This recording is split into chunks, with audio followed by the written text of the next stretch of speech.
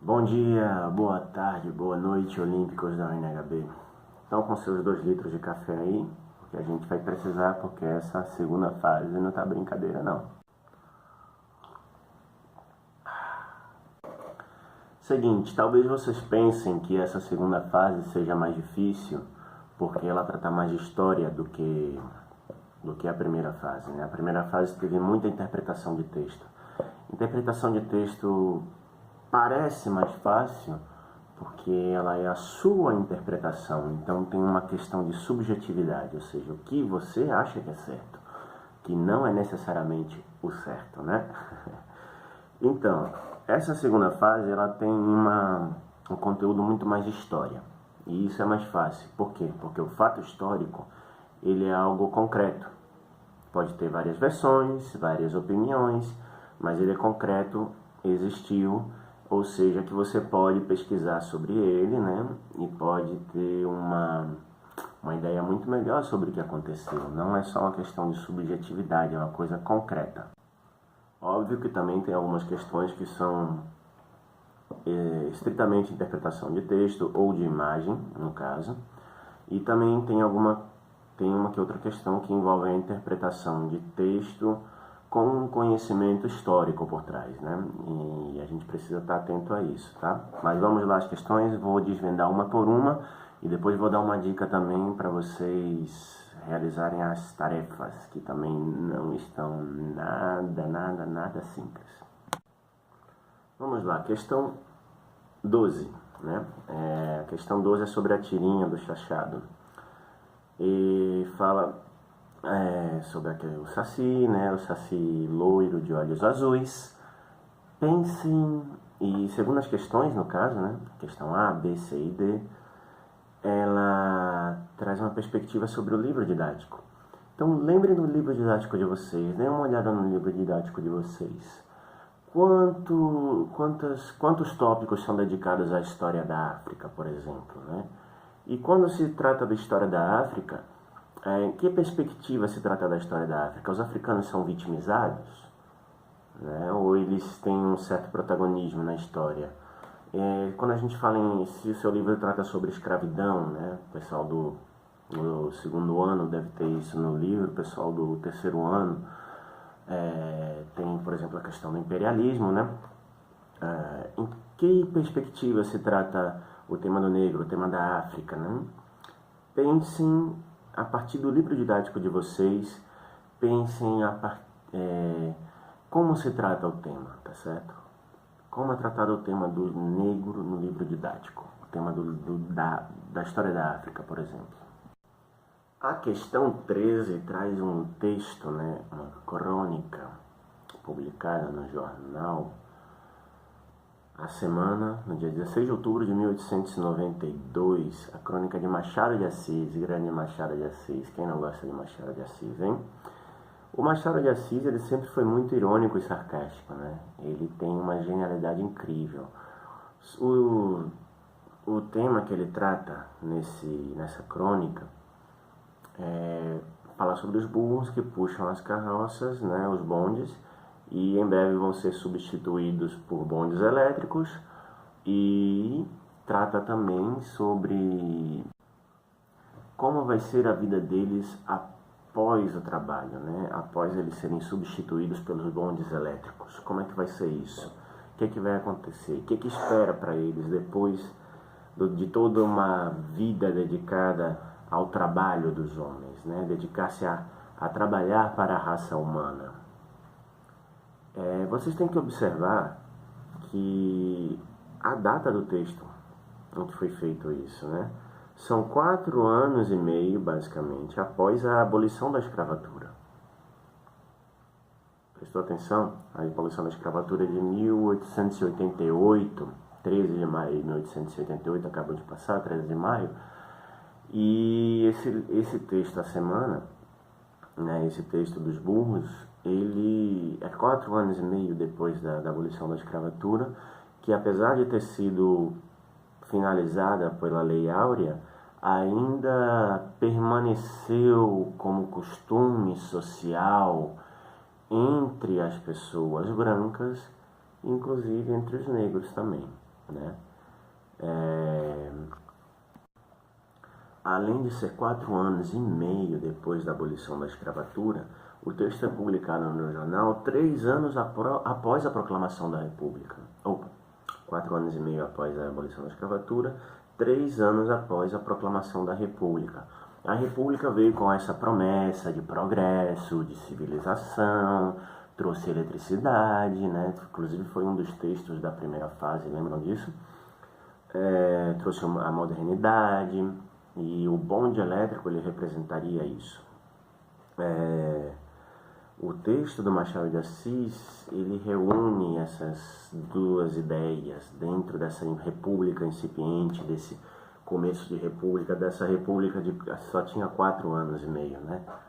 Imagina só, 4 anos e meio de república e já estava um negócio meio confuso. Então, tentem fazer uma analogia entre a conversa dos burros e a situação dos escravos libertos após a abolição da escravatura. Qual foi a situação deles? O que aconteceu?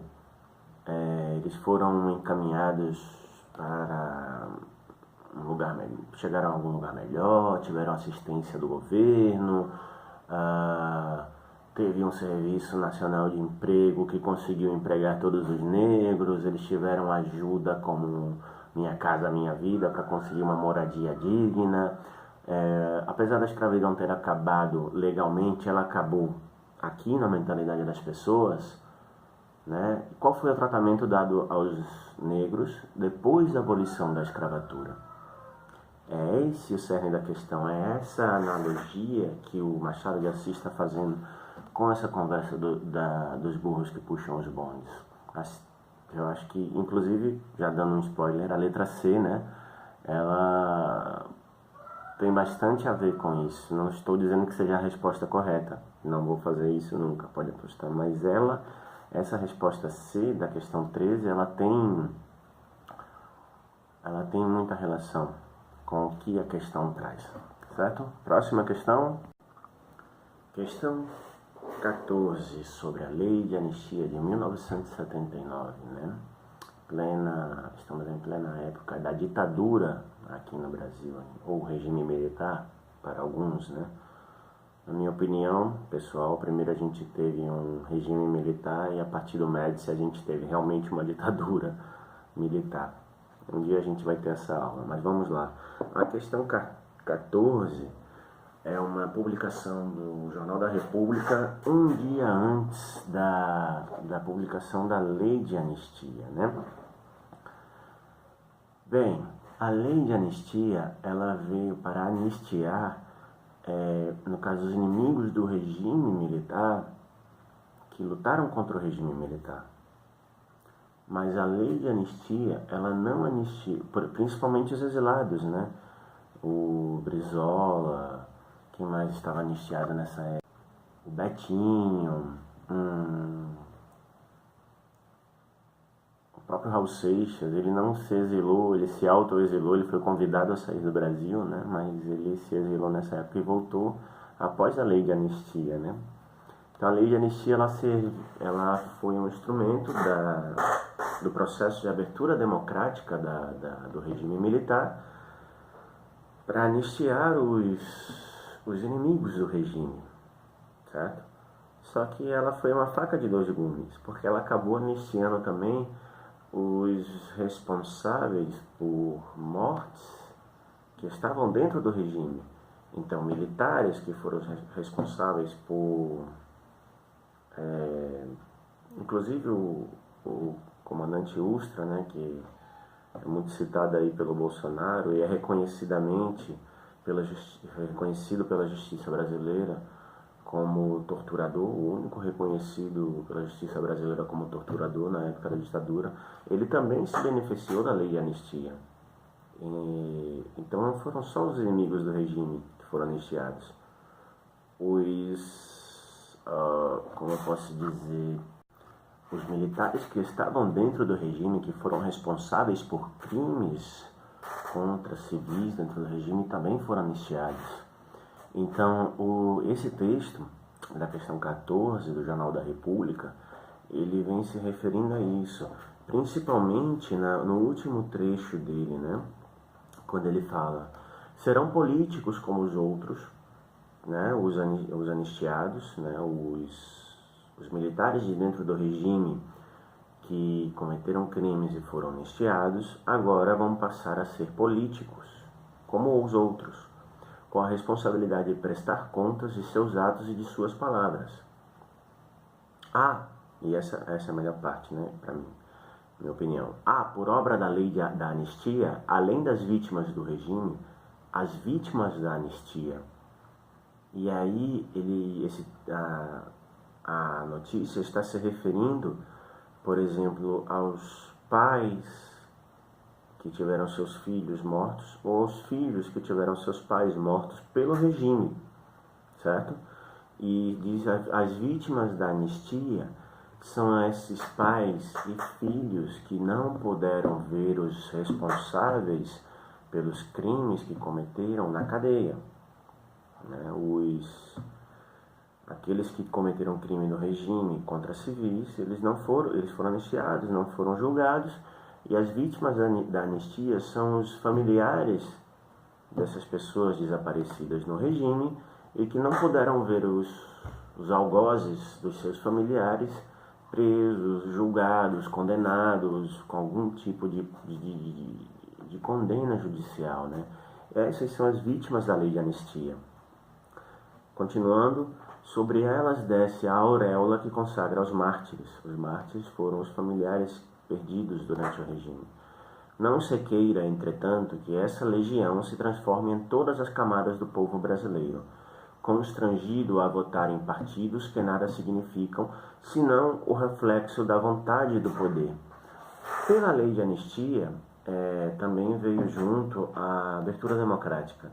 E durante a ditadura, durante o regime militar, a gente tinha apenas 3 partidos que podiam participar das eleições. Após a lei de anistia, durante a abertura democrática, veio a promessa de mais partidos, né? E daí veio o MDB, veio o PSDB, vieram outros antigos partidos que foram ilegalizados durante o regime militar, ressurgiram na década de 80, né, graças à lei de anistia e à abertura democrática. Então, mas aí eles se referem aqui a votar em partidos que nada significam, senão um reflexo da vontade do poder. Está se referindo principalmente ao UDN e à Arena, que eram partidos oficiosos, partidos oficiais permitidos pelo regime militar e que agora passaram a ser partidos civis dentro da democracia que estava sendo preparada durante os anos 80, mas que eram um reflexo do poder ainda vigente na ditadura. Por exemplo, partidos que existiam na ditadura viraram partidos oficiais na democracia. A Arena virou MDB, por exemplo. Então ele está se referindo a isso. A gente está saindo de um regime de restrição partidária, só venham 3, para um regime pluripartidário, mas que muitos desses partidos não significavam realmente uma abertura democrática, porque era um reflexo de poderes que já existiam durante a ditadura ou inclusive antes dela, mas que estavam alinhados com o poder do regime militar. Não sei se eu me expliquei bem, mas constrangido a votar em partidos que nada significam senão um reflexo da vontade do poder, que quer dizer que um monte de partido de abertura democrática que nada mais são reflexo do poder dos integrantes do regime militar. Então, pessoal, as opções que vocês têm na questão 14 são curtas. Eu acho que o que eu falei está bem de acordo com o que tem lá e dá muito para vocês pensarem e responderem a questão certa, tá? Questão 15, vamos lá. A questão 15 é uma foto, né? A UNHB, a nova pedagogia, gosta da interpretação de imagens. Eu também adoro, né? Estou sempre botando algum filmezinho pra gente. E algumas fotos também. Sobre essa foto, né? essa foto do Peter Shire, Cortiço no Brás, a foto é de 1950, né?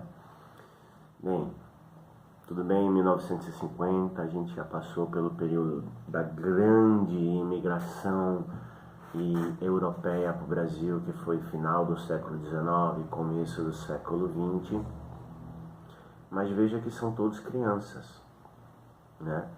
E percebe uma outra coisa, faça-se a pergunta, eles são negros? São morenos? São pardos? São nordestinos? A maioria são brancos, né? São loiros, e possivelmente sejam filhos da primeira geração, filhos ou netos da primeira geração de imigrantes que chegou no Brasil no final do século XIX e começo do século XX, tá?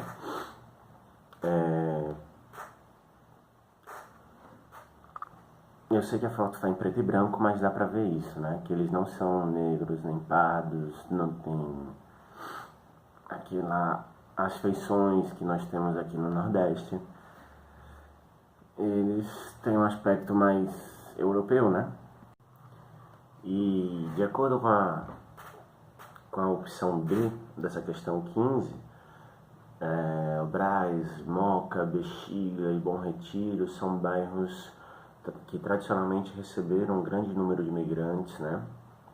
Durante o começo do século XX, imigrantes europeus, principalmente italianos, que foram trabalhar nos cafezais paulistas, e posteriormente também, né, receberam muitos imigrantes daqui no Nordeste. Então pensem nisso, tá? Eu acho que já dá bastante aí para responder essa questão. Questão 16. Provavelmente quando você começou a ler a questão 16, você pensou em cerveja, né? Tudo bem, eu entendo. Quando eu comecei a ler a questão 16, eu pensei em devassa no sentido jurídico da coisa. Só que eu aprendi muito com essa questão, umas coisas que eu não sabia. Eu sabia que a devassa era, no meu entendimento, era um imposto, né? No século XVIII, nas Minas Gerais, quando começou o período da mineração, quando o ouro começou a minguar, a coroa portuguesa lançou um imposto que se chamava devassa. Na verdade, lançou um limite mínimo de arrecadação de ouro para ser entregue à coroa, né? E esse piso, né, do recolhimento do ouro nas minas para a coroa portuguesa, ele foi aumentando com o passar dos anos. Só que com o passar dos anos, o ouro também foi diminuindo. Se você prestar atenção, o ciclo da mineração em Minas Gerais, ele durou no máximo 60 anos, por aí, com 40 anos o ouro nas minas começou a minguar. E com 60 anos de mineração, né, em Minas Gerais, já em 1789, o ouro já estava rareando e muito, e bastante.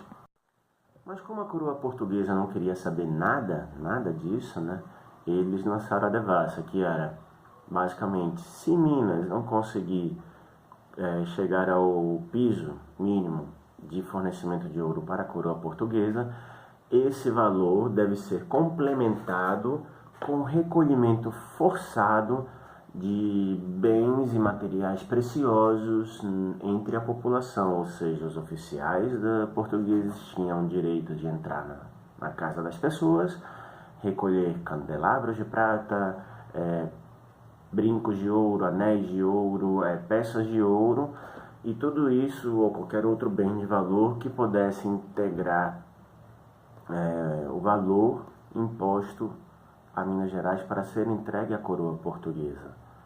Essa era a origem da devassa, né? A origem do imposto da devassa, né, nas Minas Gerais, e como ficou tradicionalmente conhecido na historiografia. Quando eu comecei a ler esse texto da questão 16, eu descobri que a devassa é uma instituição jurídica e que ela também existia dentro da Igreja Católica, né? E aí eu recomendo a vocês que, para responder essa questão, Comecem primeiramente procurando o sentido da palavra devassa no dicionário.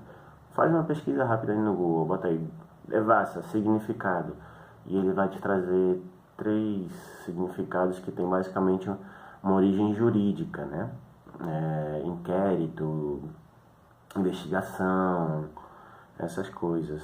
No tocante à igreja, a igreja fazia uma devassa, uma investigação sobre os costumes das pessoas, ou seja, o costume rotineiro das pessoas. E se esse costume estava de acordo com as normas da igreja.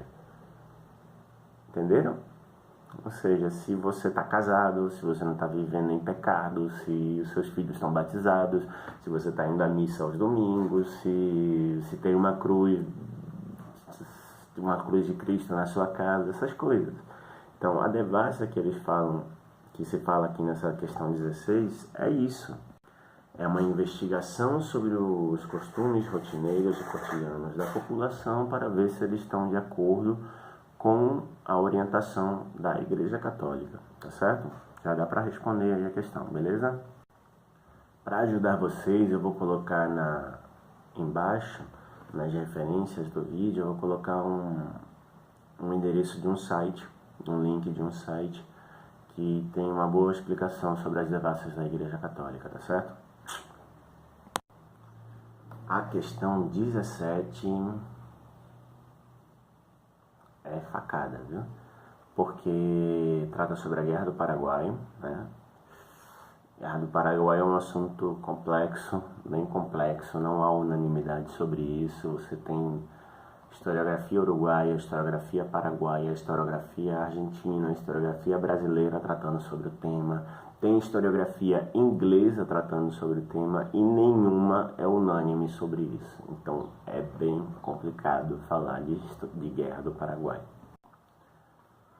Para tratar dessa questão, eu vou ler com vocês o documento 17D, né, que é a transcrição do texto do jornal Cabichuí, que fala sobre a Guerra do Paraguai, tá certo? Vamos lá. A Guerra da Tríplice Aliança contra o Paraguai.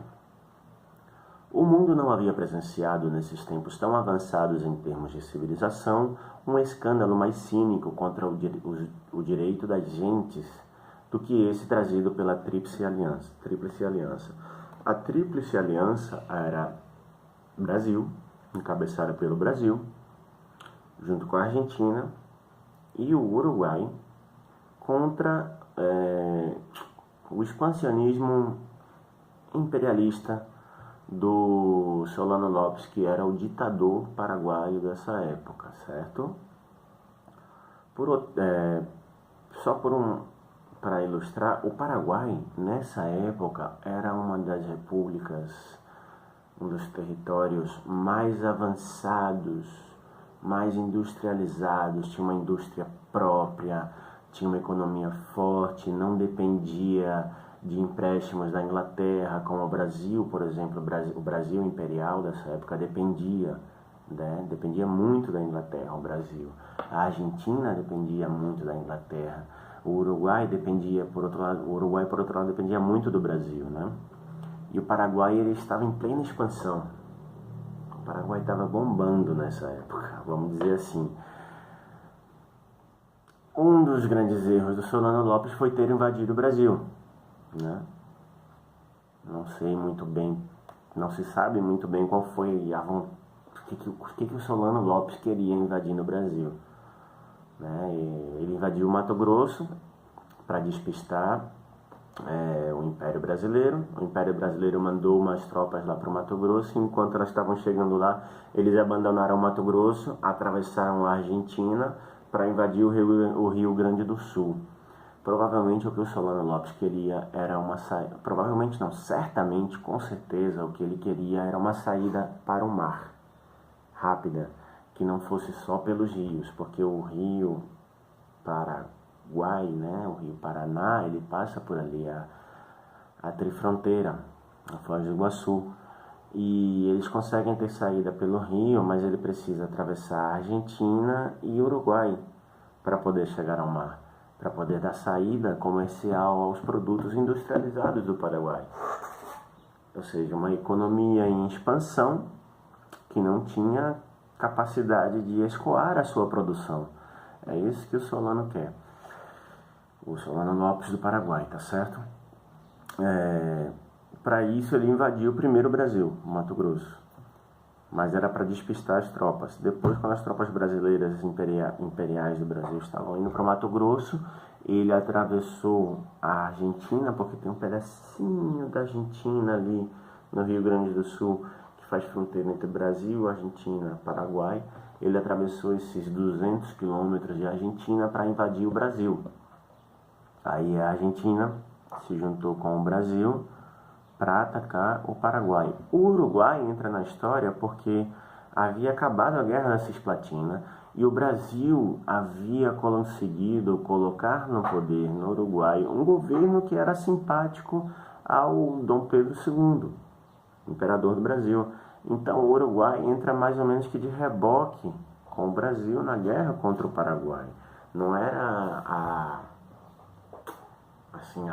vontade primeira do Uruguai entrar em guerra contra o Paraguai, né? É um negócio bem complexo a guerra do Paraguai, certo? Então vou continuar aqui com a nossa leitura. Bem, peraí. Brasil, Uruguai e Argentina contra o Paraguai, ok? Vamos lá. Essa é a Tríplice Aliança: Brasil, Uruguai e Argentina. Direitos agentes do que é trazido pela Tríplice Aliança com seu insolente atentado contra a independência do Paraguai. Aí está meio errado, porque o Paraguai atacou primeiro. Se o Paraguai não tivesse resistido com heroísmo ao ímpeto dessas hordas conquistadoras, essa é a parte mais interessante do texto, elas já teriam consumado suas ações sobre a mais rica, pacífica e laboriosa dentre as repúblicas da América. A desaparição de uma república pelo poder absorvente da coroa de Bragança, no Brasil, seria apenas o primeiro passo daquilo que sua força e diplomacia preparam-se para dirigir, primeiro contra seus aliados e depois contra o resto da América. No caso aqui, o Jornal Paraguaio, ele está atribuindo ao Brasil uma vontade expansionista que eles tinham realmente no Uruguai, né? A província Cisplatina deu guerra ao Brasil, né? Foi a guerra da Cisplatina. O Brasil tinha um desejo expansionista de controlar o Uruguai para chegar até a Foz. Isso é desde a época do Tratado de Tordesilhas, né? O Brasil tinha essa inspiração expansionista para controlar a foz do Rio da Prata. Tudo bem, mas o Brasil nunca atacou o Paraguai assim diretamente. Foi o Paraguai que atacou primeiro o Brasil para poder ter atacado, para depois ter saída para o mar na foz do Rio da Prata, né? Então, quando aqui o texto diz primeiro contra seus aliados e depois contra o resto da América, ele está se referindo justamente ao Uruguai, primeiro contra seus aliados e depois contra o resto da América. Que ele quer dizer que o Brasil é tão expansionista que vai querer conquistar todo o resto da América do Sul. Aí já está exagerando, né? Continuando. O Paraguai é um reduto avançado da América da qual o inimigo quer se apoderar, um ponto estratégico necessário. A América não deveria demonstrar essa glacial indiferença perante o que estará a ocorrer às margens dos rios Paraná e Paraguai. Cabichuí, 10 de julho de 1867. Para essa questão vou fazer questão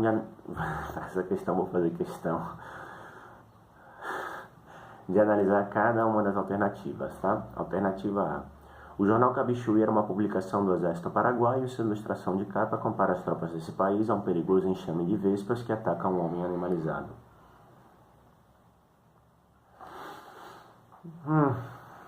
Isso não está tão claro. O Cabichuí descreve a Guerra do Paraguai como uma investida antirrepublicana da Tríplice Aliança. Parte da historiografia brasileira sobre o conflito expressou visão semelhante. Para a gente entender essa alternativa B, a gente teria que ler muito. Como a gente não tem esse tempo, Pode-se dizer que sim, que é verdade. O Brasil era imperial, né? Era a única monarquia de todas as Américas. A única monarquia de todas as Américas.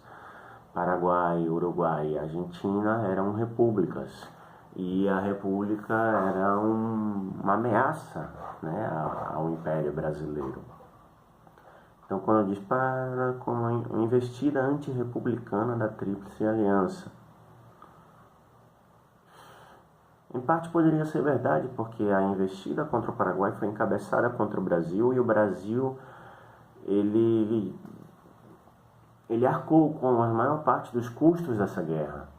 A Argentina foi quem comandou, teve o comando geral das tropas que lutaram contra o Paraguai, mas o ônus, né, da guerra, a maior parte do ônus da guerra caiu sobre o Brasil.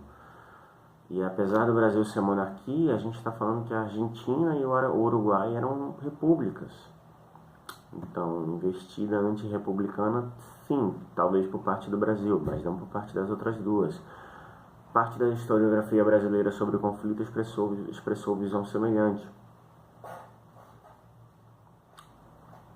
Na verdade, a historiografia brasileira dessa época trata o Paraguai como uma ditadura, e até hoje, né, tratamos o Paraguai como uma ditadura. É complicado, eu acho que tem muito a que pensar. Vocês poderiam pesquisar na internet para ter uma opinião própria sobre isso. Eu acho que não precisa ir muito longe, não.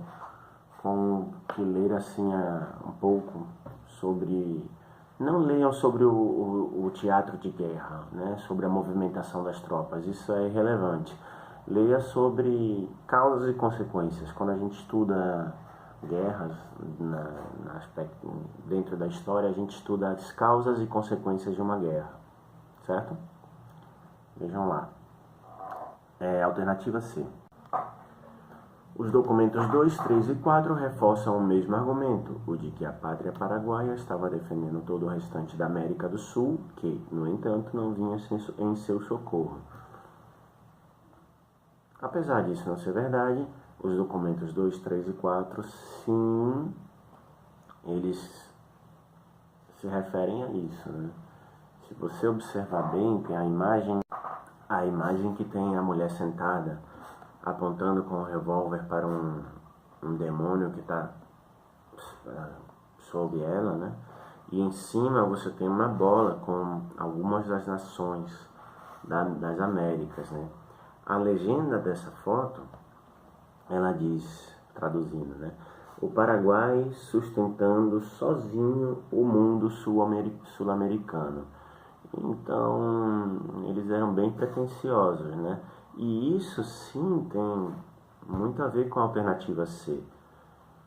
Essa aí tem grandes chances de ser a certa. A alternativa D. A Guerra do Paraguai forçou aquele país a criar sua imprensa como forma de comunicação entre as tropas e informar a população que, no entanto, era majoritariamente analfabeta. O Paraguai provavelmente já tinha uma imprensa, né? Era uma das nações mais desenvolvidas da época. Como forma de comunicação entre as tropas, isso é verdade. Se você perceber no texto, na verdade eu dei uma lida no texto que não está transcrito, eu dei uma lida no texto do jornal mesmo, né? Não no texto que está transcrito pela ONHB. E eles sempre falam em primeira pessoa, como se fosse um general, como se fosse um comandante, né? E o general, tal, não sei o que, e se refere sempre aos comandos de guerra e usa muita gíria militar. Então, era uma forma de comunicação entre as tropas, sim, e de informar a população. Aí eu não sei tanto. Que, no entanto, era majoritariamente analfabeta. Eu não encontrei nenhum dado sobre isso, mas, visto que hoje em dia, até hoje em dia, o Paraguai fala espanhol, né? Tudo bem. Mas o Guarani ainda é uma das línguas faladas comumente, cotidianamente no Paraguai. E existem pessoas mais velhas que só falam Guarani, né? Eles não sabem falar espanhol. É um negócio incrível, assim. Eu já vi senhoras de muita idade no interior de Pernambuco, em aldeias, que não sabiam falar português. Então, é possível isso, né? Essa questão também tem grandes chances de estar correta, tá? Resumo, deem uma lida, procurem as causas e as consequências da Guerra do Paraguai, tá? Principalmente as causas, para responder essa questão. Uma lida rápida, acho que não precisa se aprofundar tanto. Essa questão é delicada, bem delicada.